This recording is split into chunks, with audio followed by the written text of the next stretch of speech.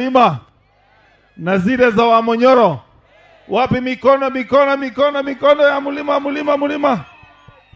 Mimi naitwa Governor Irungu Kang'ata ambaye ni governor wa Murang'a County. Iko.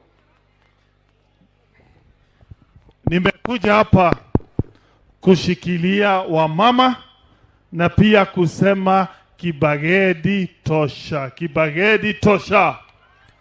Huyu mheshimiwa wenyu amefanya kazi, na ile kazi amefanya yeye tunasema ni two term, si ndio?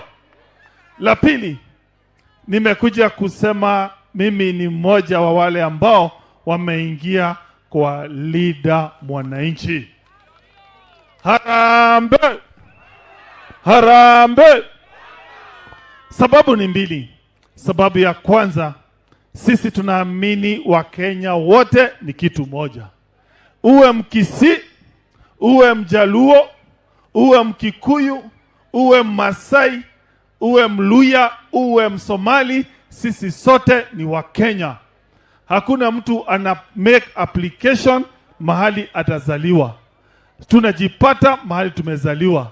Na ile vuguvugu imerudisha Wakenya wote pamoja, ni Linda Mwananchi.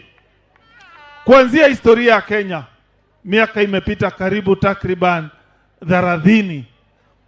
Hii ndio vuguvugu ambayo unapata Mkikuyu kama mimi, mtu ametoka Luo Nyanza kama babu, kijana wetu Sifuna kutoka hapa chini, wanasema kitu moja, na hiyo ni Linda Mwananchi. Hapo sawa?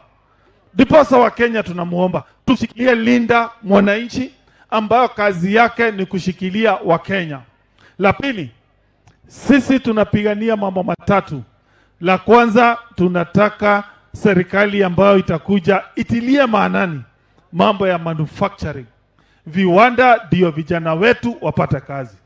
Kenya imekuwa ile country ambayo factories zinafunga zinaenda mahali pengine, sisi tunaendelea kuwa na umaskini. La pili, ni possible hii Kenya yetu kupatiana free secondary education. Ile kazi, ile pesa serikali inasema imefanya ni kupatia watu manyumba ya affordable housing.